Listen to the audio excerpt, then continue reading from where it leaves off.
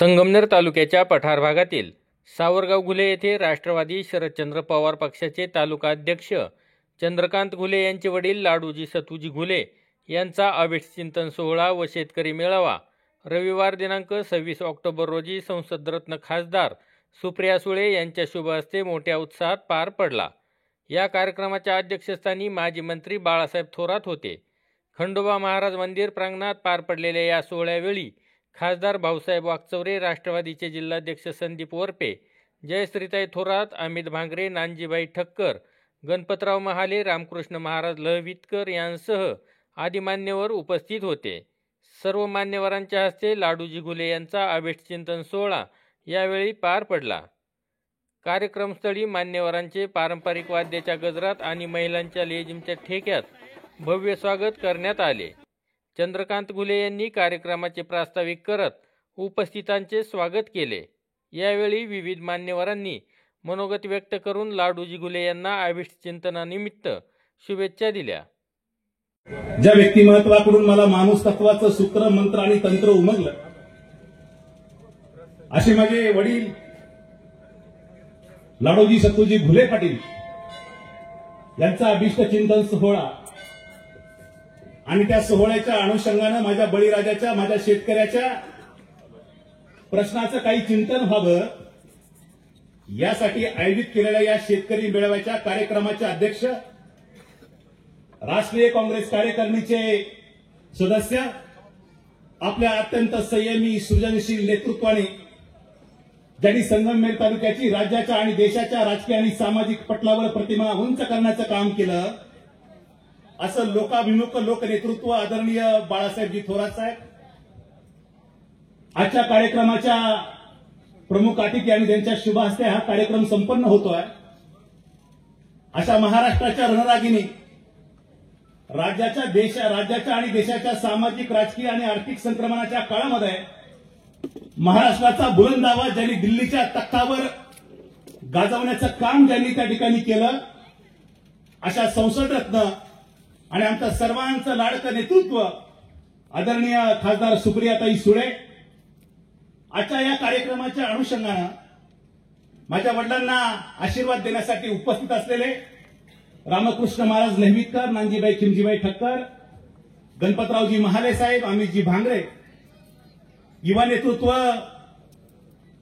अहमदनगर राष्ट्रवादी जिल्ह्याचे अध्यक्ष खरं त्यांच्या प्रयत्नाने, अमितच्या आणि संदीपजींच्या प्रयत्नाने खरं तर ताईंचं आपल्याला दर्शन या ठिकाणी घडलंय। असे आमचे जिल्ह्याचे अध्यक्ष संदीपजी वरपे साहेब, क्षमस्व प्रशासनाचा गाढा अभ्यास आणि त्या माध्यमातून लोकांसाठी काम केलं की आपला माणूस आपल्यासाठी ही प्रतिमा ज्यांची तयार झालेली आहे आणि म्हणून शिर्डी लोकसभा मतदारसंघाच्या माध्यमातून पुन्हा दिल्लीवर पाठवण्याचं काम या जनतेने केलं। असे लोकप्रिय खासदार भाऊसाहेबजी वाकचौरे साहेब, उपस्थित सर्व जनसमुदाय, या गावातील सर्व नागरिक, परिसरातील नागरिक, माझे सर्व नातेवाईक, बंधूंनो आणि भगिनींनो, अभिष्टचिंतन सोहळा या ठिकाणी साजरा होत असताना एवढ्या मोठ्या संख्येने आपण या ठिकाणी उपस्थित आहात।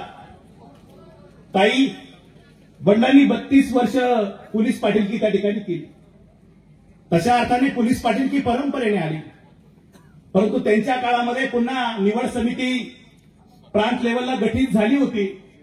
त्यावेळेस या गावातील काही मंडळींनी तीर्थरूप दादांकडे शिफारस केली आदरणीय भाऊसाहेब थोरात साहेबांकडे की साहेब, आमच्या गावामध्ये एक हरवणारी मुलगा आहे, त्याच्या घरात परंपरेने पाटीलकी होती आणि तो करण्यासाठी सक्षम आहे, पण तुम्ही प्रांताकडे शिफारस करा।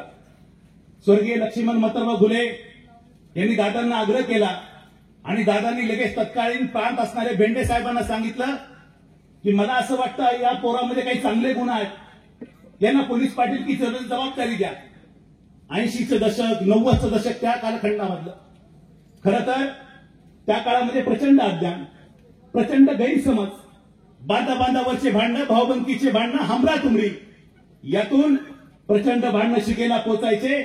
लोक एकमेकावर सशस्त्राने हल्ले करायचे आणि रक्ताने बंबाळलेली माणसं आमच्या वाड्यावर पोचल्यानंतर खऱ्या अर्थाने आम्ही देखील त्या ठिकाणी घाबरून जायचो। त्यावेळेस वडील आपल्या नेतृत्वाचं सौर कौशल्य पणाला लावून त्यांना समजून सांगायचे की बाबांनो, कोर्ट आणि कचेऱ्या हे आपलं प्रांत नाहीये, आपले भांडण आपण घरातल्या घरात बसून मिटवले पाहिजे. त्यांना समजून सांगायचे. माझी आजी असेल, माझी आई असेल, त्यांना आहे ते पिठलं भाकर खाऊ घालायचे, त्यांना समजून सांगायचे आणि ते माणसं आनंदाने मार्गस्थ व्हायचे. आणि हळूहळू आज आमचं सावरगाव घुले गुन्ह्या गोविंदाने आणि तंटामुक्त पद्धतीने वागतंय. त्याचं जे श्रेय आहे ते माझ्या वडिलांना आहे असं मला या ठिकाणी वाटतं.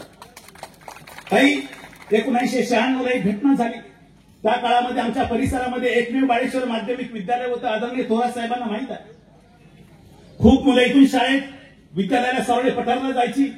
त्यावेळेस प्रचंड अतिवृष्टी झाली आणि पुरामध्ये 2 मुली त्या ठिकाणी वाहून गेल्या. ते 2 कुटुंब दुःख सागरात बुडाले. गावावर मोठं दुःखाचं संकट कोसळलं.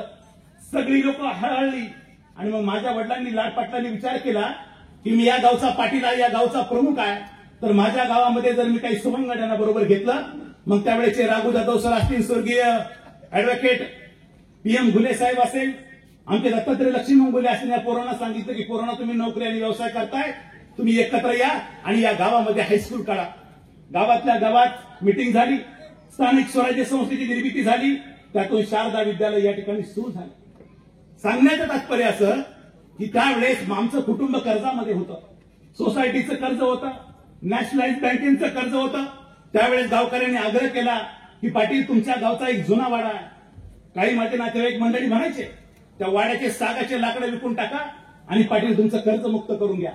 पण माझ्या वडिलांनी तो आग्रह नातेवाईकांचा नाकारला, गावकऱ्यांचं ऐकलं आणि त्यांनी सांगितलं की जर ज्ञानाचा दिवा जर माझ्या गावामध्ये जर या ठिकाणी दीप प्रज्वलित होत असेल तर मी माझा कर्ज आणखीन काही काळ त्या ठिकाणी सांभाळेल, परंतु या ठिकाणी या मुलांच्या शाळेसाठी व्यवस्था तयार झाली पाहिजे. 15 वर्ष ती इमारत शाळेला वापरायला दिली आणि म्हणून खऱ्या अर्थाने कर्मवीर भाऊराव पाटलांचा विचार या मातीमध्ये रुजवण्याचं काम माझ्या वडिलांनी केलं. मी त्यांना म्हणालो, भाऊ मी BSc झालेलो आहे, मी पुढच्या काळामध्ये आम्हाला नोकऱ्या नाहीये, मी BEd करतो, तुम्ही जर संस्थेकडे मागणी केली तर मला नोकरी मिळेल, मी शिक्षकाचं काम करतो. त्यांनी सांगितलं की मी गावामध्ये कधीच मागण्याचं काम केलेलं नाहीये, देण्याचं काम केलेलं आहे. तुला या गावामध्ये एकाही संस्थेचा संजय मंडी साहेब तुम्ही साक्षीदार आहे, राघू जाधव सर होते, त्यांनी सांगितलं की मी अजिबात शिफारस करणार नाही आणि संस्थेला सांगितलं हा पोरगा जर तुमच्याकडे आला तर याला नोकरी दिली तर बघा. आणि म्हणून ही त्यागाची भूमिका या माणसाने सातत्याने घेतली. आणि म्हणून ताई मला खूप या ठिकाणी आज आनंद होत आहे की माझ्या या वडिलांचा सत्कार तुमच्या शुभ हस्ते या ठिकाणी होत आहे. मला या कार्यक्रमाच्या निमित्तानं स्वर्गीय आराराबांची खूप आठवण होते. खरं तर याचं कारण असं की माझं गाव नाही म्हटलं तरी आराराबांच्या विचाराने पुढे गेलेलं आहे. अण्णा हजारे असतील, फादर बाकर असतील, फादर रॉबर्ट असतील, या सगळ्या मंडळींच्या विचारानं हे सावरगाव घुले पुढे घेऊन जात असताना पाणलोट विकासाचा कार्यक्रम असेल, तंटामुक्ती अभियान असेल, ग्राम स्वच्छता अभियान असेल, हे सगळं अभियान या गावामध्ये राबवण्याचा आम्ही या ठिकाणी प्रयत्न केला. आणि म्हणून 4 एकर कोरडवाहू जमीन असणारा मुलगा राज्यशास्त्राची पदवी संपादन करत असताना रोजगार हमीच्या कामाद्वारे आर पाटील राज्याचे उपमुख्यमंत्री झाले, गृहमंत्री झाले आणि आदरणीय थोरात साहेब तुमच्या आणि आदरणीय आराराबांच्या कृपेनं आज या संबंध पठार भागातील 400 ते 500 मुली पोलीस दलात त्या ठिकाणी दाखल झालेल्या आहेत. याचा मला प्रचंड आनंद आहे. आदरणीय साहेब आणि ताई व्यासपीठावर म्हणल्या माझ्या भावना मी खूप व्यक्त करेल, परंतु वेळेची मर्यादा आहे. परंतु मित्रांनो सांगतो असं की या तालुक्यामध्ये या परिसरामध्ये आम्ही आदरणीय पवार साहेबांच्या आणि आदरणीय बाळासाहेब थोरातांच्या विचाराखाली काम करतो. कशासाठी हे काम करतो? देशामध्ये मनमोहन सिंग पंतप्रधान होते, राज्यामध्ये कृषी मंत्री म्हणून आदरणीय बाळासाहेब थोरात साहेब काम पाहत होते आणि केंद्रामध्ये आदरणीय शरदचंद्रजी पवार साहेब काम पाहत होते. या माणसांनी वेगवेगळ्या योजना शेतकऱ्यांसाठी त्या ठिकाणी आणल्या. मग नॅशनल हॉर्टिकल्चर मिशन असेल, शेतकऱ्यांच्या निर्मितीचा कार्यक्रम असेल, किंबहुना जिल्हा सहकारी बँकेच्या माध्यमातून 0 व्याजदरामध्ये शेतकऱ्यांना पतपुरवठा देण्याची भूमिका असेल, या सगळ्या भूमिका आणि सर्वात महत्वाची गोष्ट म्हणजे जवळजवळ 70,000 कोटीचं कर्ज आदरणीय पवार साहेब आणि आदरणीय थोरात साहेबांच्या नेतृत्वाखाली या देशातल्या आणि या राज्याच्या लोकांचं या ठिकाणी माफ झालं. आणि म्हणून मी पाहतोय की आदरणीय ताई तुम्ही देशामध्ये नेतृत्व करतायत, आदरणीय साहेब तुम्ही राज्यामध्ये नेतृत्व करतायत. राज्य आणि देश एका वेगळ्या संक्रमणातून त्या ठिकाणी जातोय. जाती जातीमध्ये भांडण लावण्याचा कुटील डाव काही मंडळीकडून या ठिकाणी रचला जात असताना फुले शाहू आंबेडकरांची मूल्य चौकट कोणतरी मोडू पाहत आहे. परंतु ताई मी तुम्हाला सांगतो की ही मूल्य चौकट बळकट करत असताना एक सर्वसामान्य कार्यकर्ता म्हणून शेवटच्या श्वासापर्यंत तुमच्या बरोबर या ठिकाणी काम करेन आणि राष्ट्रवादी काँग्रेसचा विचार आदरणीय बाळासाहेब थोरातांच्या माध्यमातून बळकट करण्याचं आम्ही काम या ठिकाणी करू. हेच अभिवाचन या अभिष्टचिंतन कार्यक्रमाच्या निमित्ताने या ठिकाणी देतो आणि मी माझं लांबलेलं प्रास्ताविक थांबवतो. धन्यवाद. जय हिंद, जय महाराष्ट्र. ज्या आजोबांनी आमचे लाड हट्ट पुरवले त्या बाबांचं अभिष्टचिंतन होते. खर तर त्या अभिष्टचिंतनासाठी ताई तुम्ही स्वतः आदरणीय बाळासाहेब थोरात साहेब व सर्वच मान्यवर सर्वांचं नाव घेणं तर मला शक्य नाहीये, परंतु तुम्ही सर्वच जण इतक्या मोठ्या संख्येने उपस्थित राहिलात यापेक्षा एका आजोबाच्या नातीसाठी आनंदाचा क्षण काय असू शकतो. खरं तर मी संयोजकांना विनंती केली की माझ्या आजोबांबद्दल तर तुम्ही सगळेच बोलणार आहात, परंतु ज्या ताई मला भावल्या, ज्या ताई मी विचारांच्या माध्यमातून अनुभवल्या, त्या ताईंबद्दल मला जरा बोलून देता का. खरं तर मी संयोजकांचे आभार मानते की त्यांनी मला या व्यासपीठावर बोलण्याची संधी दिली. ताई, मी चंद्रकांत घुले यांची कन्या गार्गी इयत्ता 9वी शिकते. माझी राजकीय समज इतकी व्यापक नाहीये, मला मतदानाचाही काही हक्क नाहीये, परंतु खरंच या देशातील लोकशाही ही समाजाला समरस लोकशाही आहे का, हा प्रश्न माझ्यासारख्या एका लहान मुलीला देखील चिंतनाचा पडतो. आज केवळ अभिष्टचिंतन सोहळा नाहीये, तर आज एक संवादाचा उत्सव आहे, कृतज्ञतेचा क्षण आहे आणि प्रेरणेचा प्रवास आहे. आजचा क्षण माझ्यासाठी यामुळे खास आहे कारण आज मी या मंचावर त्या 2 व्यक्तींना पाहते ज्यांनी सेवा आणि संवेदना यांचा अर्थ जिवंत ठेवला. आदरणीय बाळासाहेब थोरात साहेब आणि सुप्रियाताई आपण. एकदा मी टीव्हीवर लोकसभेचे सत्र पाहत होते. सभागृहात एक महिला उभी होती. डोळ्यात तेज, शब्दात तत्व आणि आवाजात जबाबदारीचा भार. मी पप्पांना सहज विचारलं की पप्पा या कोण, तर माझ्या पप्पांनी सांगितलं की या सुप्रियाताई सुळे. त्या दिवसापासून ताई आपण माझ्यासाठी एक प्रेरणा झाल्यात. जेव्हा आपण संसदेत उभे राहून बोलता तेव्हा असं वाटतं की हे फक्त भाषण नव्हे तर जनतेचं मन बोलतंय. तुमचं प्रत्येक वाक्य म्हणजे विचारांचा दीप जो महाराष्ट्राच्या प्रत्येक कोपऱ्यात उजेड पसरवतोय. Supriyatai, you are the think tank of India's politics, the moral compass of democracy and the guiding light of nation's future. You speak not for power but for people. You raise issues not for publicity but for purpose, and you lead not by command but by compassion. Your words in parliaments are not just speeches; they are lessons in humanity and justice. आपण वाद नाही करत, संवाद घडवता. आपण विरोधकांना हरवत नाही, परंतु त्यांना विचारांनी जिंकता. अलीकडेच आपण म्हणालात की शेतकऱ्यांचा प्रश्न हा केवळ आकड्यांपुरता मर्यादित नसून ते त्यांच्या जीवनाचं गणित आहे. आपण मागणी केली की पावसाळ्या बाधित शेतकऱ्यांना विशेष आर्थिक पॅकेज मिळावं. कर्जमाफी नव्हे, कर्जमाफी बरोबरच त्यांच्या मेहनतीला, त्यांच्या कष्टाला न्याय मिळावा, हा विचार, ही समज, हाच खरा राजकारणाचा अर्थ आहे असं मला वाटतं. माझे आजोबा ज्यांच्या हस्तावर मातीने सोनं बनवलं, ज्यांनी शेती आणि समाज यांचंच पूजन केलं, त्यांचं जीवन म्हणजे एक प्रेरक कथा. कष्टाचं, प्रामाणिकपणाचं आणि समर्पणाचं. त्यांनी कधी मोठी पदं घेतली नाही, परंतु मोठ्या मनाने काम केलं. आज त्याच मंचावर सुप्रियाताईंची उपस्थिती म्हणजे 2 विचारांचा संगम होय. एक मातीचा विचार आणि दुसरा मातृत्वाचा.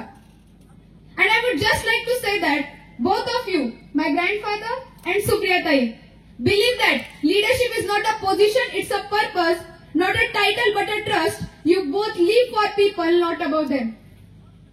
ताई, या कृषी मेळाव्याचा हेतूही हाच आहे.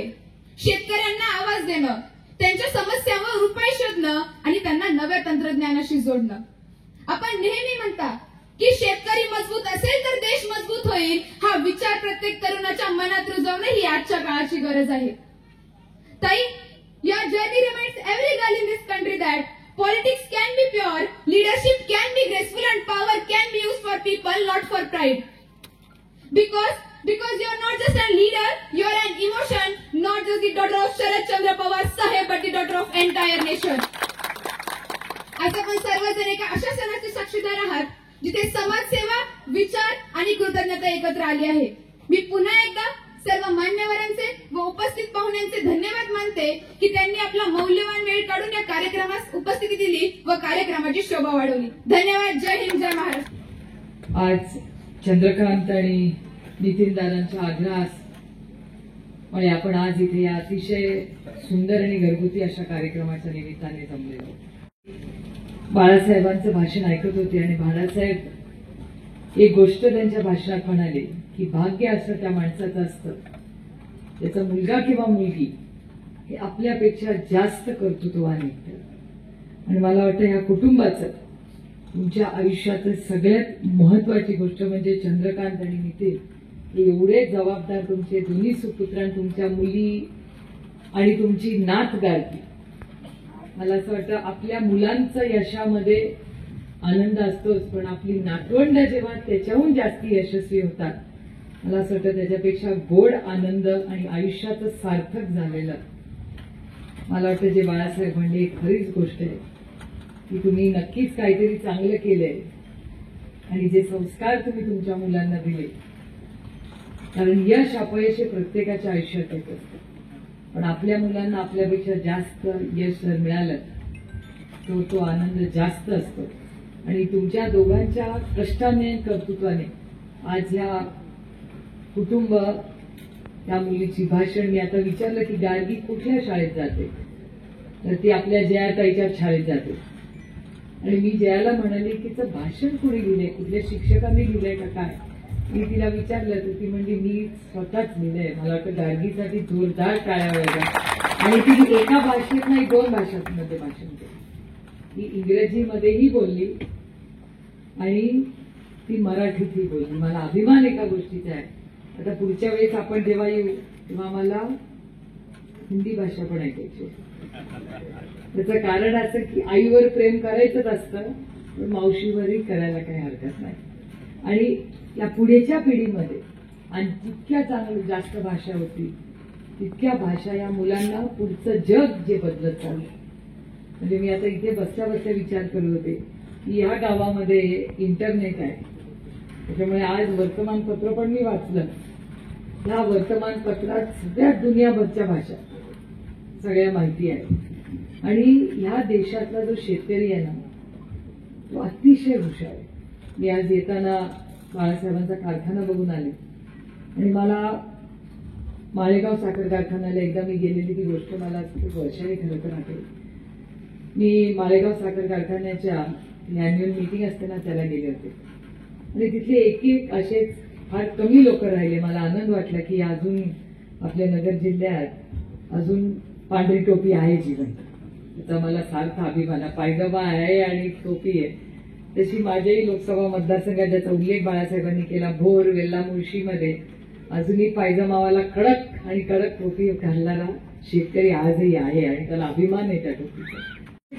फार काही शिकलेले नव्हते आणि हे बोलत असताना त्याचे हात वरती करून जो जो शेतकरी उभं राहत होता तो साखरेच्या भावाबद्दल बोलत होता.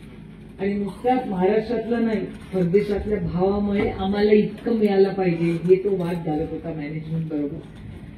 आणि मी पवारसाहेबांना विचारलं म्हणजे ह्यांना इंटरनॅशनल प्राइस कशी काय ते इथेच राहतात. ते म्हणजे सुप्रिया हे सगळे जे शेतकरी आहेत ना हे तुम्ही गेला असाल इंग्रजी माध्यमात आणि तुमच्यापेक्षा जास्त हुशार आहेत, जास्त संवेदनशील आहेत, कारण का त्यांचं नातं त्या काळ्या मातीशी आहे आणि त्या मातीशी जो नाळ ठेवतो त्याला ती माहिती असते. तो तुमच्या सुखदुःखात नुसता नाही पण तो तुमच्या अन्नधान्याचा प्रश्न सोडवतो. हा कष्ट करणारा तो शेतकरी आहे.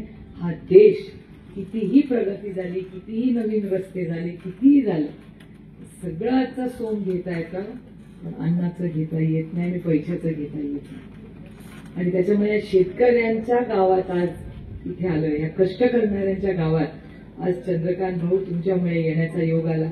त्याबद्दल मी खरंच माझं भाग्य समजते की ह्या भागामध्ये येऊन तुमच्या ह्या सुखाचा हा दिवस आहे पण दुःखाचा एवढ्यासाठीच मी म्हणते कारण ते येताना माझी गाडी अडवली आणि तिथे काही लोक मला भेटले आणि त्यांनी सांगितलं ताई तुम्ही कार्यक्रमाला आलाय तुमचं स्वागत आहे पण परत जाताना आमच्या कांद्याला भाव द्या एवढी मागणी घेऊन जा देश पातळीवर. गोष्ट खरी आहे की बगरे सर म्हणजे तुम्ही ह्या इलेक्शनमध्ये आपल्या निलेशला तर निवडून दिलाच. कुणाला वाटत नव्हतं निलेश लंके निवडून येतील पण तुमच्यासारख्या विश्वास ठेवणाऱ्या या निलेश भाऊच्या मागे ज्या पद्धतीने हा जिल्हा उभा राहिला त्याच्याबद्दल कितीही आम्ही आभार मानले तरी कमी आहे.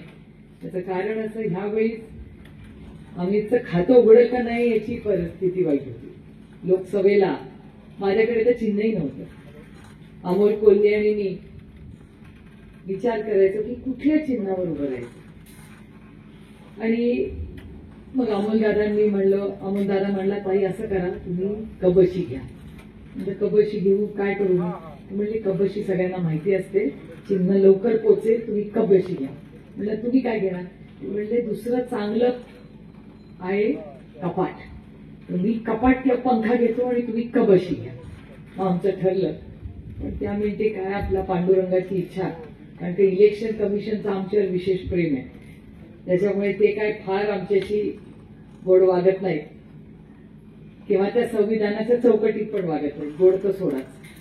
पण आम्हाला चिन्ह मिळालं आणि काय त्या पांडुरंगाची इच्छा, त्यांनी तुतारी दिली आणि त्या तुतारीच्या मागे ज्या पद्धतीने महाराष्ट्र उभं राहिला त्या लोकसभेमध्ये 1-2 नाही, आम्ही ना चिन्हाचा पत्ता ना कशाचाच, तरी आम्ही लढलो. आणि एक गोष्ट ही मी माझा अनुभव म्हणून सांगते आणि नवीन खूप उत्सुक दिसत आहेत इच्छुक मला या व्यासपीठावर, मला त्यांना एक गोष्ट सांगायची आहे. हा माझा आणि अमोल कोल्हेंचा अनुभव आहे.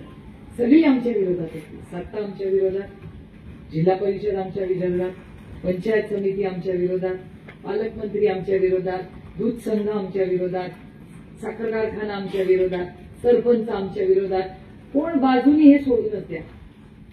म्हणजे आमच्या नंतर लक्षात आलं की सगळे नेते आमच्या विरोधात, सगळी यंत्रणा आमच्या विरोधात, पण फक्त एक व्यक्ती आमच्या बाजूने होती, ती म्हणजे ह्या राज्यातला, आमच्या मतदारसंघातला निष्ठेने प्रेम करणारा सर्वसामान्य मायबाप मतदार आमच्या बाजूने. आणि त्या मतदाराने आम्हाला जिंकून आणलं. आणि त्याच्यामुळे जर मतदार तुमच्या बाजूने असेल ना, मग नेते कुठेही असले ना, काही फरक पडत नाही. त्याच्यामुळे जोपर्यंत तो मतदार, तो राजा, त्याचा आशीर्वाद तुमच्या बरोबर आहे ना, तोपर्यंत तुम्हाला कोणी घरी पाठवू शकत. बागचौरे साहेबांची पण केस काय फार वेगळी नाही आमच्यापेक्षा. आम्ही सगळेच त्याच्यातून गेलेलो. संघर्ष होता आणि ती लढाई होती. और लढणे में बहुत मजा.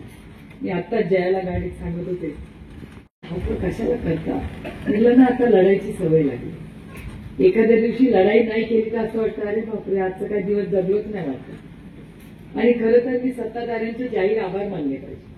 मला लढायचं किंवा भांडायचं कसं माहितीच नव्हतं, कधी गरजच पडली. म्हणजे लढाई काय असते ती फक्त छत्रपतींची पुस्तकात वाचली. आपल्या आयुष्यात तेवढा संघर्ष कधी आलाच नाही. आणि जो आला तो बॉम्बच फुटला, काही छोटा मोठा आलाच नाही. आणि त्यानंतर लक्षात आलं की इतिहास जो लिहिलेला जातो ना, फक्त लढणाऱ्यांचा होता. आणि त्याच्यामुळे लढण्याने बहुत मजा आहे. कारण त्या तुम्ही याला कुणाची भीतीच नसते. जिसके पास होने के लिए कुछ नहीं है, त्याला काय फरक पडतो. त्याच्यामुळे मगाशी मी बाळासाहेबांचं भाषण ऐकत होते.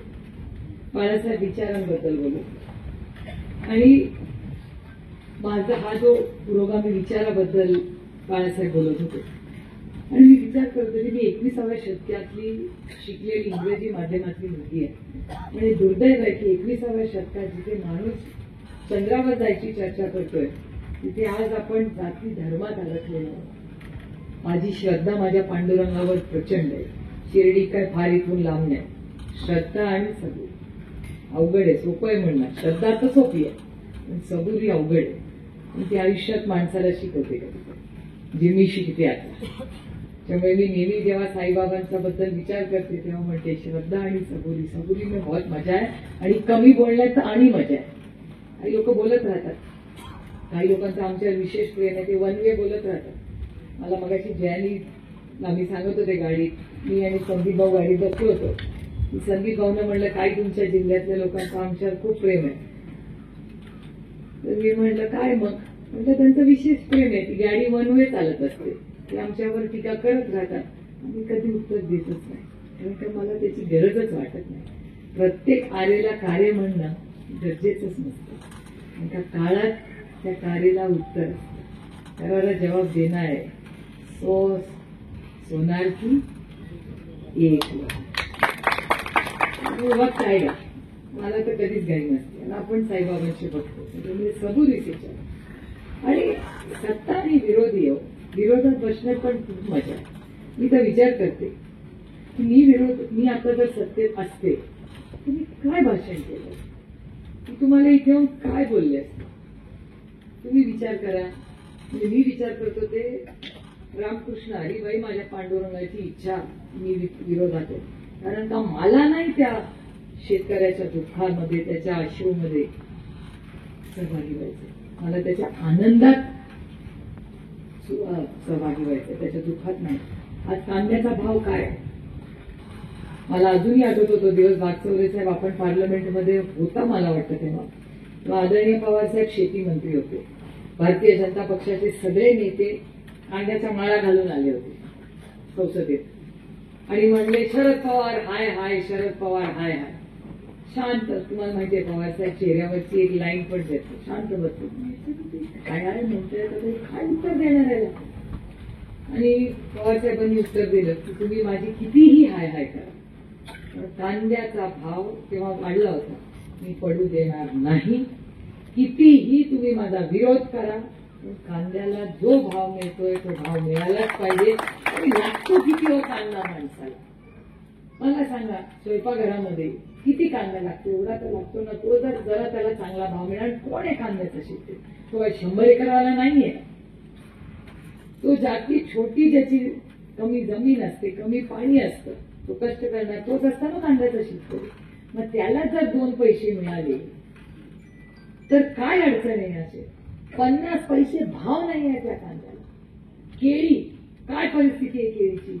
आज केळीला भाव नाही. माझ्याच लोकसभा मतदारसंघात एक काळ असा होता की मला त्या जैन इरिगेशनला फोन करायला लागायचे, जरा केळ्याचं पीक द्या, लवकर द्या, ते तुमचे सॅम्पल्स आम्हाला आमच्याकडे. तेव्हा लाखो रुपये लोकांनी कमवले. आज काय परिस्थिती आहे केळ्याची. झेंडू आम्हीच लावला. मी तुम्हाला माझ्याच घरची सांग, 30-40 रुपयाला झेंडूच्या वर गेला नाही यावेळी. गेला का मला सांगा. काय भाव होता मार्केटमध्ये झेंडूला एवढ्या सणाला. नंतर कुणाच्या हातात पैसेच नाही. सरकारने काय सांगितलं होतं, दिवाळी गोड करू. कुणाची दिवाळी गोड झाली? तुमच्या घरी झाली असेल, कारण का तुम्हाला शक्तीपीठचा रस्ता करायचा ना. जो रस्ता करणार आहे तो आला असेल मिठाई घेऊन. आणि कुणाला पाहिजे तो शक्तीपीठ? कोणी तर मागत नाहीये ना. रस्ता काय ना शक्तीपीठाचा, तो 6 पदरी करायला तुम्हाला पाहिजे. आता शेतकऱ्याच्या आत्महत्या तुम्ही बघताय. कुणासाठी चाललंय हे? त्या शक्तीपीठाचा पूर्णपणे मी विरोध केला. मी विकासाच्या विरोधात नाही, पण जर 80,000 कोटी रुपये या सरकारकडे शक्तीपीठ करायला आहे तर तुम्हाला 10-20 हजार कोटी रुपयाची सरसकट कर्जमाफी करायला यांच्याकडे पैसे नाही. आणि आता काय म्हणतात, आम्ही कर्जमाफी कधीच बोललो नव्हतो. मी देवेंद्र फडणवीसांचं भाषण ऐकले. मी हे चॅनलवाले आहेत ना सगळे, यांनीच दाखवले. तुमचा 7-12 कोरा करू, आमची सत्ता येऊ द्या. सत्ता येऊन 1 वर्ष झालेलं आहे. आता जाऊन बघा त्या लातूर, उस्मानाबाद, सोलापूर, कधी बघितलंय त्या शेतकऱ्यांचं नुकसान. अंगावर आजकाही माझ्या काटा येतो. त्या सोयाबीन हातात घेऊन ढसा रडत होता तो शेतकरी. कोण गेलाय त्याच्या अश्रू पुसायला? हे प्रायव्हेट विमानाने हेलिकॉप्टरनी जातात, लाखो रुपये खर्च करतात स्वतःच्या हेलिकॉप्टरवर पैसेवर, येतात वरून पाणी करतात आणि निघून जातात. आणि त्याचा अश्रू कोण उठणार? तुम्ही तुमच्या एसी गाड्यांमधून फिरता आणि एसी ऑफिसमध्ये बसता आणि काय सांगतात आम्हाला, दिवाळी गोड करू. दिवाळी तर झालीच नाही, पण योग्य वेळी करू. कुठलीही योग्य वेळ. आमची तिरडी उचलल्यावर योग्य वेळ येणार ती. या राज्यामध्ये दर 3 तासाला एक शेतकऱ्याची आत्महत्या. मी म्हणत नाही, मकरंदाबा पाटील म्हणतात, जे मंत्री आहेत त्या सरकारमध्ये. त्यांचं उत्तर आहे, दर 3 तासाला एक शेतकरी आत्महत्या करतो. या राज्यामध्ये शिक्षक आत्महत्या करतात. या राज्यामध्ये ज्यांनी जलजीवन मिशनचं काम केलं त्याच्याही आत्महत्या झाल्या. आता तुमच्या जिल्ह्याची परिस्थिती मला माहिती आहे. त्याचं कारण निलेश लंकेंना मी स्वतः घेऊन CR पाटलांच्याकडे गेले. जलजीवन मिशनसाठी सगळ्यांनी मिळून पैसे. आणि मी असं कधीच म्हणत नाही यांनी 70 वर्षात काय केलं. सगळी सरकार काहीतरी चांगलं काम करतात. त्यांनी जलजीवन मिशनचा चांगला केंद्र सरकारचा कार्यक्रम. उद्धवजींचं सरकार होतं त्याच्यामध्ये महाराष्ट्र सरकारनी 50% आणि केंद्र सरकारनी 50%. अच्छे को अच्छा बोलना चाहिए. हो, केंद्र सरकारने मला मदत केली, नगरलाही मदत केली, महाराष्ट्राला मदत केली. पण त्याच्यानंतर आज तुमच्या किती गावांमध्ये त्या नळाला पाणी आहे याचं मला उत्तर द्या तुम्ही सगळे. जल जीवन मिशनच्या किती टाक्या पूर्ण झाल्या, किती पाईपलाईन चांगल्या झाल्या, पाईपलाईन कुठल्या राज्यातून आली, किती तुटली ती पाईपलाईन, करोडो रुपयाचा चुराडा झालाय. मी CR पाटलांकडे मी आणि निलेश लंके गेलो, बाप्पा आम्ही सगळे राष्ट्रवादी काँग्रेस पक्षाचे एकत्र खासदार तिकडे गेलो आणि कंप्लेंट केली. आज CR पाटलांचा मनाचा मोठेपणा. केंद्र सरकारमध्ये भारतीय जनता पक्षाचे मंत्री आहेत, आम्हाला म्हणाले तुम्ही नावं द्या, मी इन्क्वायरी लावतो. आणि आम्ही इन्क्वायरी लावली. आता काही कामाचा पत्ता नाही, बिलं निघाली आणि काही कॉन्ट्रॅक्टरची बिलं निघाली नाही. त्यांनी सांगलीला बिचारांनी आत्महत्या केली. म्हणजे शेतकऱ्यांच्या आत्महत्या, शिक्षकांच्या आत्महत्या. आज बीड मधली कालची घटना तुम्ही पाहिली असेल, भयानक आहे. काय करते पोलीस यंत्रणा? मला मुख्यमंत्र्यांच्या विरोधी बोलायला मी इथे आलेले नाही, पण बाळासाहेबांचं भाषण ऐकून मला प्रचंड अस्वस्थता जी जाणवते. आम्हाला रोज बघतो आम्ही, तो माणसाने माझी गाडी अडवली आणि म्हणला कांद्यावर बोला आणि तू जाल तेव्हा कांद्याला भाव मिळेल, याच्यासाठी लढा आमच्यासाठी. काय परिस्थिती आहे? सत्ता कुणासाठी आहे? सत्ता ही काय मिरवण्यासाठी नसते. सत्ता ही तुमच्या आयुष्यात एक चांगला बदल करण्यासाठी असते. पण ते सोडून सगळं हे सरकार सगळेला. पण मी खरंच म्हणते, भाग्य माझं की मी या सरकारमध्ये नाहीये. काय तोंड दाखवलं असतं मी तुम्हाला? आणि काय म्हणतात त्यांची एक टॅगलाईन आहे नेहमी, यही समय है सही समय. ऐकलं का नाही तो? आणि मग माननीय मुख्यमंत्री म्हणतात, योग्य वेळी मी नक्की करीन. तुमची योग्य वेळ कधी येणार? यही समय है सही समय है. सरसकट कर्ज माफी करा. आणि मी तुम्हाला शब्द देते, सरसकट कर्जमाफी जोपर्यंत हे सरकार करत नाही, आम्ही या सरकारला स्वस्थ बसून देणार नाही. म्हणजे आमचं कर्तव्य आहे. आणि ठीक आहे, हालचाल आता विधानसभा आहे, आपलं या सगळ्या इलेक्शन आहेत, सगळी गडबड होणार आहे. सगळं कोण काय जाणी दो, जो होगा सो होगा. नेहमी शांत बस आणि फक्त मजा बघा. आणि बटन दाबायची वेळ येईल, रामकृष्ण आणि म्हणायचं ना, आपल्याला योग्य वाटेल ते बटन दाबा. जो आपल्या सुखदुःखात असेल ना, त्या व्यक्तीलाच मतदान करा. कोणी तुम्हाला जो योग्य वाटेल. ही लोकशाही आहे, प्रत्येकाला मतदान करायचा अधिकार. पण जो आपल्या सुखात नाही, अशा सरकारला आज न उद्या आपल्याला इथून हद्दपार करावं लागणार आहे. एक दुर्दैव आहे महाराष्ट्र. पंजाबमध्ये सरसकट कर्जमाफी झाली, 7-12 कोरा केला पंजाब. मग महाराष्ट्र का नाही करू शकत? कांद्याला भाव नाही, दुधाच्या अडचणी आहेतच सगळीकडे. आणि आता अमेरिकेचं, आता ट्रम्प बद्दल बोलते. आता ही एक गंमत झाली आहे, सगळ्यांना ट्रम्प माहिती आहे. एक काळ असा होता, कोण ट्रम्प काय घेणं देणं नाही. पण मोबाईलमध्ये माझा एक चालक आहे प्रथमेश नावाचा, पुण्यामध्ये. परवा तो मला म्हणला, मला जरा दिवाळीला बोनस जास्त द्याल का? म्हणजे कशासाठी? तुझं काय लग्न नाही झालं, तुला कशाला एक्स्ट्रा बोनस पाहिजे? मला म्हणतो की नाही ताई, मला ना माझ्या आई वडिलांना फोन घ्यायचा. म्हटलं आईला साडी घेतलेली आहे, आईला फोन घेणारा पहिलाच असेल. मला कशासाठी? नाही, माझ्या आईला ना जरा तो युट्यूब वाला फोन पाहिजे. म्हणजे काय रे, तुझी आई तर रानात जाते. म्हणजे हेच तर झालंय ना ताई, काळ बदललाय. आमचे आई वडील रानात जातात आणि दुपारी ऊन वाढलं ना की झाडाखाली बसून युट्यूबवर सगळं बघतात. त्याच्यामुळे त्याच्या आईला पण ट्रम्प माहिती. आणि ट्रम्प बाबा काहीतरी करतोय ज्याच्यातून तुमचं माझं नुकसान होऊ शकतं, अशी परिस्थिती आहे. पण मी तुम्हाला शब्द देते, जरी आम्ही विरोधात असलो आणि ट्रम्प बाबांनी काही मागण्या केल्या, तरी जर भारत सरकारने शेती बाबतीत कुठलंही चुकीचं धोरण केलं, कारण का आजपर्यंत अमेरिकेबरोबर आदरणीय पवार साहेब असतील आणि काँग्रेस पक्ष असेल. आणि मी तुम्हाला जबाबदारीने सांगते, हे म्हणतात ना 70 साल में तुमने क्या किया. अरे 70 साल में ना, ज्या अमेरिकेशी आम्ही लढत राहिलो ना, त्याला शेतीमध्ये 1 इंच आम्ही जीव दिलेलं नाही. हे आम्ही 70 वर्षात केलेलं. आणि ह्या सरकारने, जर भारत सरकारने अमेरिकेला शेतीमध्ये जीव दिलं तर मग टोकाची लढाई आहे. आपल्याला सगळ्यांना रस्त्यावर उतरून अमेरिकेला आम्ही बाकी सगळी मैत्री ठेवू, पण शेतीमध्ये येऊ देणार नाही. आणि ही मोठी लढाई आहे. आता होईल की कशी होईल माहिती नाही. आम्ही पण इथून जोरात रेखतो. आदरणीय पवारसाहेब स्वतः लक्ष घालून आहेत त्याच्यात. पण आपण परदेशाशी मैत्री ठेवावी, देवाणघेवाण द्यावं. तुम्ही आमचं घ्या, आम्ही तुमचं घेतो, पण बाकी सगळ्यांमध्ये करू. मोबाईलमध्ये करू, त्या इन्फोसिसच्या सर्व्हिसेसमध्ये करू, पण शेतीमध्ये परदेशातला कुठलाही माणूस गुंतवणूक करू देणार नाही म्हणजे नाही. त्यामुळे आपल्याला सगळ्यांनाही मोठी लढाई. आता पुढच्या 15-20 दिवसात कळेल नक्की काय होईल, पण या सगळ्याचा गांभीर्याने विचार करा. महिलांना तुम्ही करा, असं घेतील जमाना गया. तुमचा पण 50% अधिकार आहे. आता जे इलेक्शन येणार आहे ना, जिल्हा परिषद, पंचायत समिती, सगळ्यामध्ये 50% महिला. म्हणजे 1000 सीट लागल्या ना तर 500 सीटमध्ये महिला आहेत. विचार करा. म्हणजे 50%. आम्ही तर विचार करत होतो पहिला, परवा आम्ही पक्षाची लिस्ट घेऊन बसलो होतो, तेव्हा आम्ही विचार करत होतो संदीप दादा की हजारो महिला लागतील या इलेक्शनला, प्रत्येक पक्षाला. त्याच्यामुळे निर्णय प्रक्रियेत तुम्ही खूप मोठा भाग आहे. आणि सत्तेचा नुसता निर्णय नाही. मगाशी यांनी आबांचं नाव घेतलं, चंद्रकांत दादा, आबाची आठवण तुम्ही काढली, मला खरंच आनंद वाटतो. कारण आबा मला माझ्या मोठ्या भावासारखे.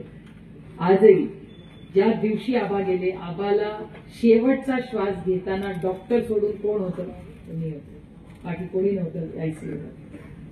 सगळे त्यांची फॅमिली कोलॅप्स होऊन रडत होती आणि मी डॉक्टरला सांगत होते प्रयत्न करा, प्रयत्न करा, प्रयत्न करा. माझ्या डोळ्यासमोर ते आयसीयूवरनं शून्यावर झालेलं मी पाहिलं. आणि या काळ्या मातीशी प्रचंड प्रेम असणारा नेता. खूप मोठं नुकसान महाराष्ट्राचं झालं. पण आबांनी एक निर्णय घेतला होता. ते मंत्री असताना त्यांना एका महिलेने फोन केला रडत. त्यांना काय वाटलं, नवऱ्याने मारलं का काय? त्यांनी फोन केला. ते म्हणाले की काय रडते तू?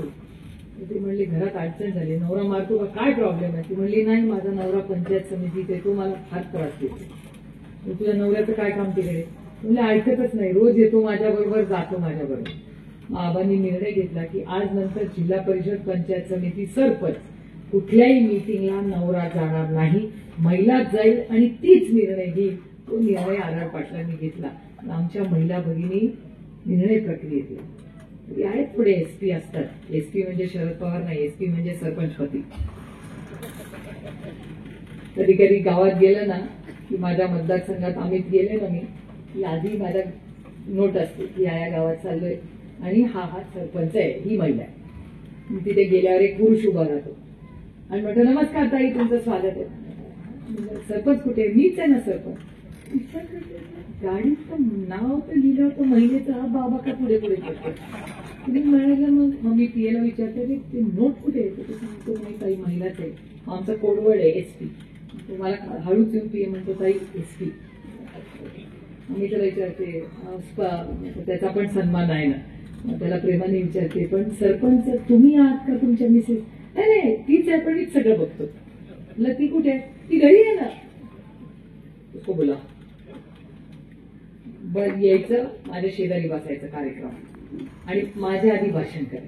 मग ती बायको म्हणते नको नको, मी कधीच नाही केलं. म्हटलं आयुष्यात प्रत्येक गोष्ट कधीतरी पहिल्यांदा करायची असते. आज यांनी तुझं भाषण लिहून देते, तू कर भाषण. आरक्षण आदरणीय पवार साहेबांनी हे फक्त तुम्हाला घरात बसण्यासाठी नाही, तो उंबरठा ओलांडून निर्णय प्रक्रियेमध्ये तुम्हाला अधिकार देण्यासाठी आहे. लाडकी बहीण योजनेत तुम्हाला पैसे दिले, तुमच्या अकाउंटमध्ये पैसे आले. निर्णय प्रक्रियेमध्ये आरक्षणातूनच तुम्हाला संधी. त्याच्यामुळे या गोष्टीचा खूप गांभीर्याने विचार करा. आता तुमच्याकडे किती पैसे चंद्रकांत भाऊ कमी झाले मला नाही माहिती. माझ्या मतदारसंघात तर लाखोनी महिला कमी गेल्या. या किती 6,500 कुठे कमी झाल्या? अकोले तालुक्यात. आणि तुमच्याकडे 15,000. बारामती लोकसभा मतदारसंघात तर प्रत्येक तालुक्यात 9 तालुक्यात 6,000, 8,000, 10,000. या राज्यामध्ये 25 लाख महिला कमी गेलेल्या. का केल्या, कशा केल्या, सगळं होईलच आता. आणि 1500 चे 2100 काय करत नाही सर. कारण मी खरं तर या विषयावर बोलणार नव्हते. एक गोष्ट खूप गांभीर्याने मला तुम्हाला सांगायची की ह्या सरकारची तिजोरी खडखडाट आहे. आणि दुर्दैव आहे या शेतीचे विषय महागाई, बेरोजगारी आणि भ्रष्टाचार आणि महाराष्ट्र सरकारची आर्थिक परिस्थिती ही इतकी गंभीर आहे की सरकारकडे पैसे नाहीयेत आणि जर असंच राहिलं तर काही महिन्यांनी पगार करायला पण ह्यांच्याकडे पैसे नाही. त्यामुळे महाराष्ट्र असा कधी आर्थिक परिस्थितीत अडचणीत नव्हता. हे दुर्दैव आहे. या सरकारच्या मध्ये ही परिस्थिती आमची तर रोज त्यांच्याशी ह्या सगळ्या गोष्टींवर लढाई होते. पण लढाई तर आम्ही करत राहू, वैचारिकही होईल. कारण का माझी प्रचंड माझ्या पांडुरंगावर श्रद्धा आहे. मी अंधश्रद्धेच्या विरोधात. श्रद्धा ही कुणावरही तुमची असू दे, तुमचे आई वडील असेल, तुम्हाला साईबाबा असेल, तुम्ही म्हणजे जे काही तुम्हाला खंडोबा असेल, ज्याची प्रत्येकाची श्रद्धा ही असलीच पाहिजे या मताची. पण अंधश्रद्धा करू नका. आणि दुर्दैव आहे की आज महाराष्ट्रामध्ये आपल्या जिल्ह्यातले काही लोक मध्ये आले होते माझ्याकडे, जोरात जोरात भाषण करून गेले. आम्ही म्हटलं असली भडकाऊ भाषण, लोकांमध्ये भांडण लावायची भाषण इथे आम्ही सहन करणार नाही. आणि नगर मधल्याही जनतेने ती सहन केलेली नाही. कारण का हा महाराष्ट्र आहे, हा छत्रपतींचा महाराष्ट्र आहे, हा शाहू फुले आंबेडकरांचा महाराष्ट्र आहे. स्वतःच्या स्वार्थासाठी तुम्ही जर समाजामध्ये तेढ निर्माण करणार असला तर आम्ही ते सहन करणार नाही. मी तर परवा मोडून काढलं, तेव्हापासून आता जो काय आलेला नाही हल्ला. त्यांनी काय भाषण केलं की फक्त हिंदू लोकांकडून तुम्ही दिवाळीचं सामान घ्या, बोलले की नाही. मला त्यांना 3च प्रश्न विचारायचे, छोटे छोटे प्रश्न. की टाटा कुटुंब हे कुठल्या समाजाचं? पारशी आहेत ना. मग नीट चालतं, त्यांची साखर चालते, त्यांची गाडी चालते, त्यांचा रस्ता चालतो, पार्लमेंटची बिल्डिंग टाटानी बांधली.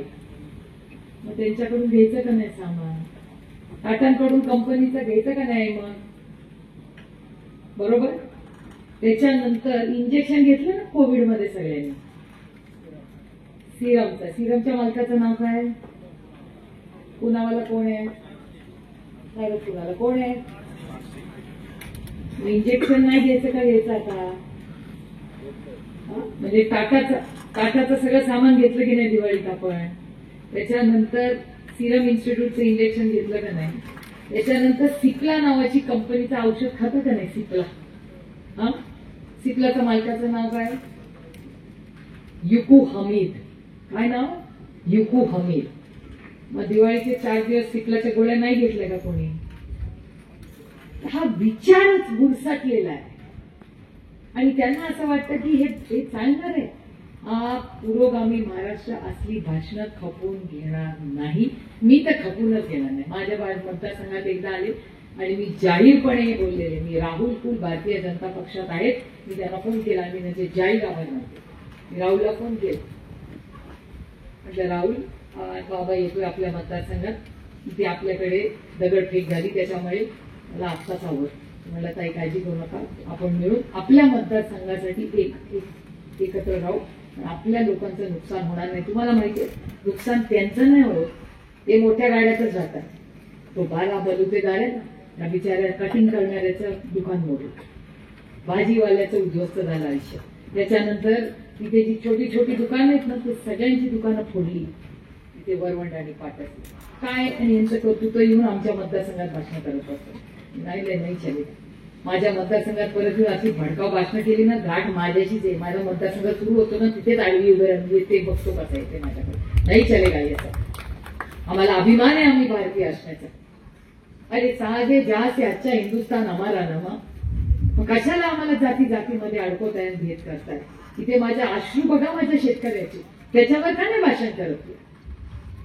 ज्याचे पैसे मिळाले नाहीत तर कॉन्ट्रॅक्टर ज्यांनी त्याचं आयुष्य उद्ध्वस्त झालं, त्या 32 वर्षाच्या मुलाच्या त्याच्या घरी का नाही जातो? ज्या त्या शिक्षिकांनी आत्महत्या केल्या त्यांच्या घरी गेलेले बघितले ते लोक कधी?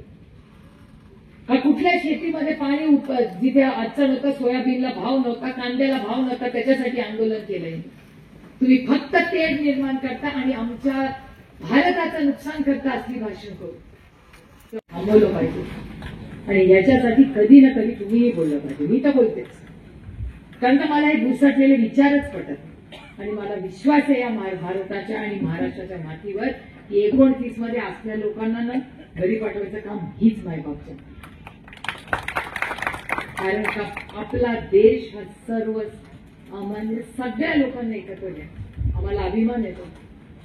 अरे आम्ही नगरला जेव्हा येतो तेव्हा आम्ही विचार करतो, आपल्या त्या ताई होत्या आठवतं, त्यांचं साडीचं दुकान होतं, तिकडे जायचो. मग तो आपल्या नगरचा आपला तो भेळवाला, अहिल्यानगरवाला, त्याच्याकडे भेळ खा, अशा आनंदाने गुणा. आणि ह्या देशातलं सगळ्यात महत्वाचं पुस्तक जे पंडित जवाहरलाल नेहरूंनी दिलं, डिस्कव्हरी ऑफ इंडिया, जे जगामध्ये वाचलं जातं, ते अहिल्यानगरमध्ये लिहिलेलं आहे.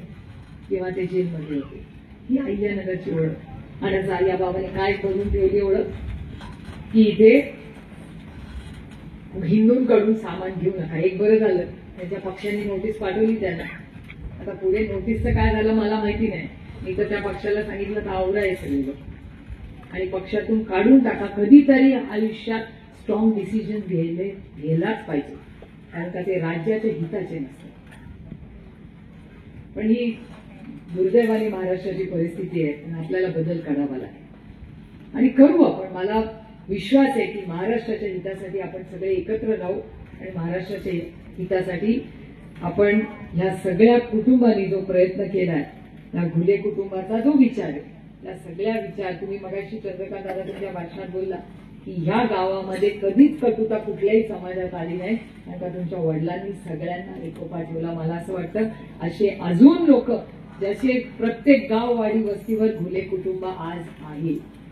एखादाच कोणीतरी तो टाकतो एखादा मिठाचा, कुठेतरी थांबवलं पाहिजे. आणि तुम्ही सगळ्यांनी आज हा अतिशय सुंदर पण घरगुती कार्यक्रम केला आणि मला एवढा आमंत्रित केला. एवढी सुंदर जी आम्ही येताना गंमत वाटली मला, पण जो उत्साह सकाळी आल्या बघितला याबद्दल त्या लेझिम करणाऱ्या महिलांचेही मी मनपूर्वक आभार मानते. अतिशय सुंदर त्यांनी हा कार्यक्रम केला. मग या सगळ्या घुले कुटुंबाला मनापासून शुभेच्छा देते आणि देवाचरणी पांडुरंगा एवढीच प्रार्थना करते की हिरा बिळा टळू दे, वरीचं राज्य येऊ दे आणि या राज्यातल्या प्रत्येक शेतकऱ्याला काय म्हणतात बघा, मी सरसकट कर्जमाफी देऊ दे म्हणतायत, ते आम्हाला तिकडून इशारा करून म्हणतायत कांद्याला भाव देऊ दे. कशाला? कांद्याला भाव पाहिजे ना. तुमची बहिणी लढेल, काळजी करू नका. पुढच्या वेळेस आले ना सत्तेवाले की त्यांना घाला कांद्याच्या माळा आणि सांगा तू याला भाव दे, नाही तर तुला यूज देत नाही मी गावामध्ये. खरंच म्हणजे आम्ही तर टोकाचा तिथे बगरे सर आहेत आपले, ते करतातच एक आंदोलन. मीही केंद्र सरकारशी बोलणार आहे या बाबतीत. पण ही जी अडचणीत आलेली शेती आहे त्याला न्याय द्यायचा प्रयत्न आम्ही सगळे मिळून करू. आज खरं तर माझे बंधू असणारे चाळीसगावला त्यांचं दुःखद निधन झालंय, म्हणून आम्ही आणि संदीप भाऊ चाळीसगावला जाणार आहे. यायला थोडासा उशीर झाला कारण काही ऍक्सिडेंट झाला. पण थोरात साहेबांच्या कुटुंब आणि आम्ही सगळे एकत्र हीच चर्चा करत आलोय की हा कार्यक्रम हा एक चंद्रकांत दादांचा कार्यक्रमासाठी आवर्जून एक अतिशय उत्तम भाषण, नुसतं भाषण नाही पण त्यांच्या भाषणामध्ये तो नात्यातला ओलावा होता ना, हाच मराठी माणसाचे संस्कार आहे आणि हे संस्कार पुढे ठेवायची नैतिक जबाबदारी आज आपल्या सगळ्यांवर आहे. आज या कुटुंबाच्या कार्यक्रमाला येण्याला माझी संधी मिळाली. आपण ज्या प्रेमाने माझं स्वागत केलं त्याबद्दल आपले मनपूर्वक आभार मानून या घुले कुटुंबाला मनापासून शुभेच्छा देऊन आपली रजा घेते. जय हिंद, जय महाराष्ट्र, जय आघाडी. सुंदर असा समारंभ इथे संपन्न होतो आहे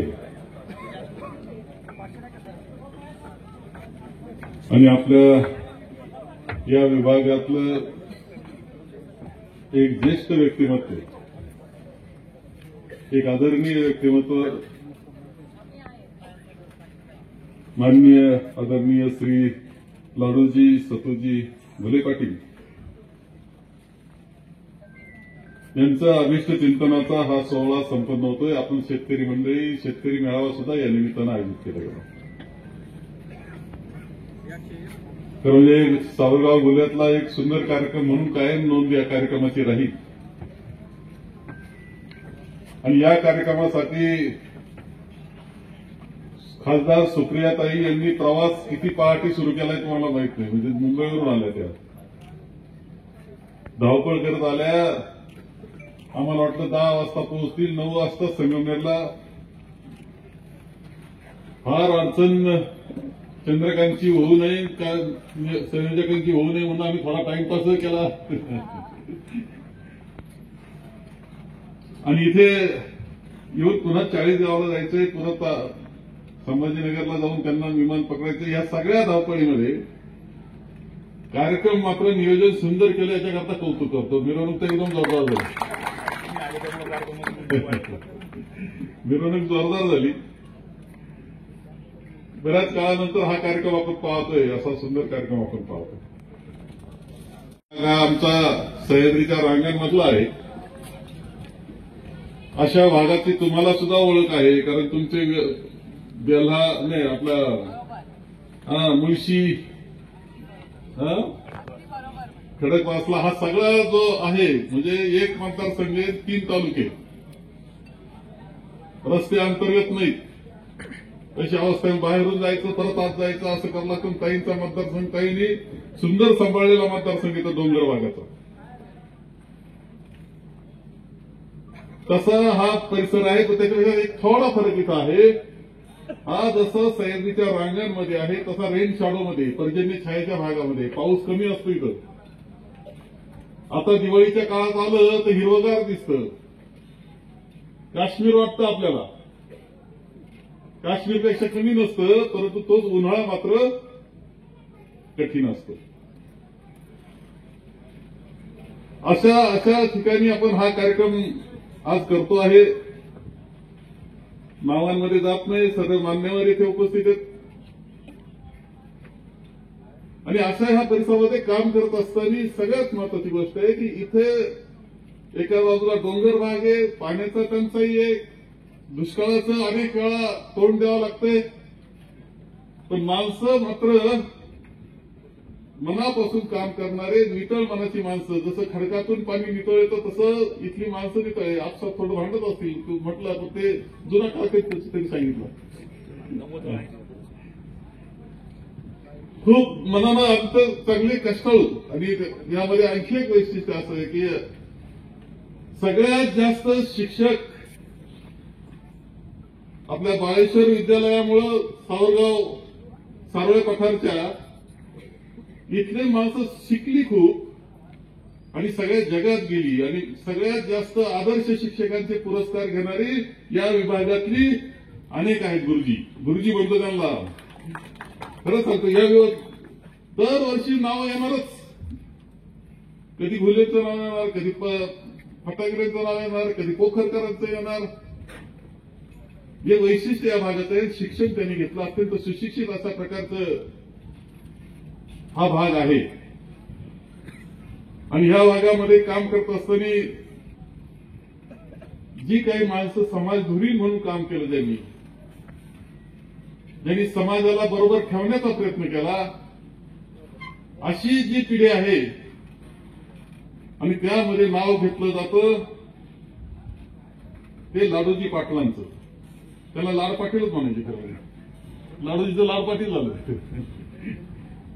ते त्यांनी इथे चंद्रकांत हा भाषणाकरता फार सुंदर आहे. म्हणजे भाषण त्याचं ऐकत राहावं असं भाषण असतं. आणि सगळ्यांनी सांगितलं चंद्रकांतचे वडील, मी तसं नाही म्हणा, लाड पाटलांचे वडील चंद्रकांत, नितीनचे वडील लाड पाटील. म्हणजे हे लाड पाटलांचे चिरंजीव चंद्रकांत आणि नितीन. लाड पाटील हे म्हणून आज तुझे वडील नाही, त्यांचं खरं महत्व आज आहे, त्यांचं व्यक्तिमत्वाचं महत्व आहे. आणि बरोबर त्यांचं त्यावेळेस खरं आहे उदाहरण सांगितलं की त्यावेळेस तरुण होते. लक्ष्मण भाऊ घुले, रेवजी नाना, हे सगळे आदरणीय व्यक्तिमत्व आमच्याकरता गेली. दोघंही ते तीर्थरू दादांकडे गेले, भाऊसाहेबांकडे गेले आणि सांगितलं का हा तरुण एक पोलीस पाटील करा. दादांचं असं असायचं का ते म्हणायचे मी पोलीस पाटील पडत नाही, कारण एक पोलीस पाटील म्हणजे लई कठीण असायचं पूर्वीच्या काळामध्ये. पिढ्यानपिढ्या भांडण चालायचं पाटीलकीवरून. पण ज्यावेळेस गावानं सांगितलं सगळ्या करायचं तर लाडू पाटलांना करायचं, त्यावेळेस त्यांनी सांगितलं प्रांताला की हे करा. आणि ते झाले. आणि 32 वर्ष पोलीस पाटीलकी सांभाळत असताना समाजाची सेवा करण्याचं काम केलं, प्रश्न मिटवण्याचं काम केलं, भांडणं मिटवण्याचं काम केलं. हे वैशिष्ट्य. आणि म्हणून अशा प्रकारचं व्यक्तित्व इथं शालेय शिक्षण मिळालं पाहिजे. कारण खरं आहे ते सारोळ्याला जाणं म्हणजे मधल्या रस्त्यानं सुद्धा कठीण. कधी कधी अपघात झाले, पावसाळ्यात अडचणी झाल्या, इथं विद्यालय काढवलं आणि शारदा विद्यालय माझं नाव, शारदा विद्यालय सुंदर प्रतिम चालवलं. एकत्र येणं आणि काम करणं, मनापासून सगळे एकत्र असतात, सामुदायिक पद्धतीनं वाद मिटून एकत्र गावाचं काम करतात. आणि आपले असलेले बेलसोंडा, आमलेवाडी आणि टाळूचीवाडी सगळ्यांचा मेळ घालून एकत्र पुढे जाण्याचं काम हे गाव सातत्यानं ही गावची मंडळी नेतृत्व करत असते. आणि म्हणूनच या सगळ्या आज अभिनंदन आपण करतो आहोत लाडू पाटलांचं, पण अभिनंदन करतो आहोत एका पिढीचं, ज्या पिढीनं हे सगळं काम केलेलं आहे. खरं म्हणजे लाडू पाटील भाग्यवान सुद्धा आहेत. भाग्यवान याच्याकरता आहे की चंद्रकांत आणि नितीन सारखे 2 मुलं त्यांची आहेत. हे भाग्याचं लक्षण असतं. मुलं पुढं चांगले निघणं हे भाग्याचं लक्षण. हे 2 जण आहेत. चंद्रकांतचं वक्तव्य चांगलं, पण नितीनचा फोन आला का समजायचं लाईट गेलेली. खरं सांगतो मी, सतत लक्ष गावाच्या कामावर. आणि एक आणखी वैशिष्ट्य, सध्या कोण कुठं पळेल याचा भरोसा नाही. अनेक मार्ग झालेले आहेत. युतीचे 3, आमचे 3, सत्ता मिळाली तिकडं घुगऱ्या, तिकडं काय. अशा वेळेस विचारानं राहणं ही सगळ्यात महत्वाची गोष्ट असते. आणि इकडचा हा विचार पुरोगामी विचार आहे. आणि त्या पुरोगामी विचारावर राहण्याचा निर्णय हा सगळ्यात महत्वाचा. चंद्रकांत जीवनात काय असेल, सत्ता मिळते तरी मिळत काय, तो भाग वेगळा. भाऊसाहेब मला एकदा म्हटले की अरे तत्वाचं राजकारण असतं, तत्व पाळीत जायचं. कारण ते सगळे कम्युनिस्ट झाले, ही तर सगळी डोके ते सगळे लालच होते आपले.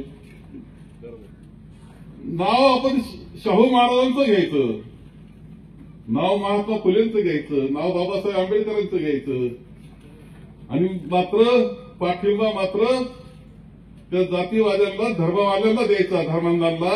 हे काय बरोबर नसतं. तुम्हाला सांगतो, आपण आपल्या विचाराबरोबर राहिले. पुरोगामी माणसाचा विचार कोणताही लक्षात ठेवा. पुरोगामी माणसाचा विचार खरा खुरा, तो विचार छत्रपती शिवाजी महाराजांचा आहे, शाहू महाराजांचा आहे, महात्मा फुलेंचा आहे, आंबेडकरांचा आहे, तो राज्यघटनेचा आहे. आदरणीय पवार साहेब असतील किंवा आम्ही त्यांच्याबरोबर आम्ही असणारे सगळे या विचाराबरोबर राहतो. याला कारणच हा बहुजन समाजाचा विचार आहे, शेतकऱ्याचा विचार आहे, गरीब माणसाचा विचार आहे. त्या विचारावर राहिलं पाहिजे. नाव तर सगळे घेतील आता, शाहू फुले आंबेडकर कोणीही म्हणतं, पण ते खरं नसतं रे. आपण तपासलं पाहिजे का खरं कोण आणि खोटं कोण. आज शेतकऱ्याची परिस्थिती, शेतकरी मेळावा म्हणून 2 शब्द बोलत. आणखी सगळी मान्यवर आलेली आहेत, आदरणीय ताई आहेत, त्यांना बोलायचंय. पण एकच सांगेल, शेतकऱ्याची अवस्था काय. खरं आहे 2007-8ला त्यावेळेस देशामध्ये कर्जमाफी पहिली केली. त्याच्यामध्ये कृषी मंत्री ते होते, राज्याचा कृषी मंत्री मी होतो. पवार साहेबांनी सांगितलं त्यावेळेस, केंद्रामध्ये पटवून दिलं की वेळ आहे शेतकऱ्याच्या पाठीशी उभे राहण्याची. अडचणीत आला शेतकरी पाठीशी उभं राहिलं पाहिजे. त्यावेळेस कर्जमाफी झाली. त्यानंतर आपण पाहतो कर्जमाफी ज्यावेळेस आमचं सरकार आलं, महाविकास आघाडीचं, पहिल्या मिटिंगमध्ये आम्ही कर्जमाफीचा निर्णय घेतला. आणि कोणताही त्रास न देता, नाही तर एकदम मध्ये कर्जमाफी 70 रकमेचा फॉर्म भरावा लागायचा, त्यानंतर कर्जमाफी होत होती. आणि म्हणलं एकदाच जा फक्त बँकेत, ओळख पाठवा आणि तुमचं कर्ज तुमच्या खात्यावर जाईल. ही कर्जमाफी उद्धवजींच्या नेतृत्वाखाली आम्ही सगळ्यांनी घेतली होती. आता खरं सांगतो मी तुम्हाला, वेळ नाही, मला पुढे जायचंय, ताईंना वेळ नाहीये. परंतु एकंदर मराठवाड्यात आणि इकडे जे अतिवृष्टी झाली ही पाहिल्यानंतर तेव्हा एक गावामध्ये गेलो. पाथर्डी तालुक्यातलं गाव होतं. मोहटा देवी असेल, वृद्धेश्वर असेल किंवा मडी, या सगळ्या परिसरामध्ये एवढा किती पाऊस झाला माहिती तिथं. मी काल आकडा घेतला, 1370 मिलीमीटर पाऊस पाथर्डीत झाला. 1370 काही तासांमध्ये, म्हणजे काही 2-3 दिवसामध्ये पाण्याचा लोंढा आला, शेताच्या शेत वाहून गेले. शेवगाव तालुक्यात अत्यंत अडचणीची परिस्थिती. मी एक ठिकाणी म्हटलं, अरे ते सोयाबीन गेलं, सोयाबीन परत उभं राहील. कापूस गेला, कापूस असेल तर ते उभं राहील. पण जिथं खरडून गेलं त्याचं काय? किंवा अनेक जमिनी अशा आहे की फार खडकच लागलाय त्यांचा. कसं शेतकरी हो, ते खाली बसलेलं पोरग धसा रडायला लागलं. मी म्हटलं अरे याचं काय झालं? मी खुर्चीने उतरलो, खाली बसलो, ती भेटायला गेल्यावर तेवढी त्याची 1.5 एकर होती, अख्खी वाहून गेली, खडक लागला. सरकारनं अशा वेळेस भक्कम पाठीशी उभं राहिलं पाहिजे, भाषण जोरदार करावं. पण काय दिलं असं जर तपासून पहा तुम्ही. मी अनेक उदाहरणं देईल की आमच्या काळामध्ये, महाविकास आघाडीच्या काळामध्ये आणि शेतकऱ्याच्या पाठीशी उभं कसं राहत असं पवार साहेबांचं उदाहरण मी तर देतोच. पण विलासराव देशमुखांचे उदाहरण आहे. शेतकऱ्याला जाते, जाऊ द्या म्हणायचे, द्या त्यांना.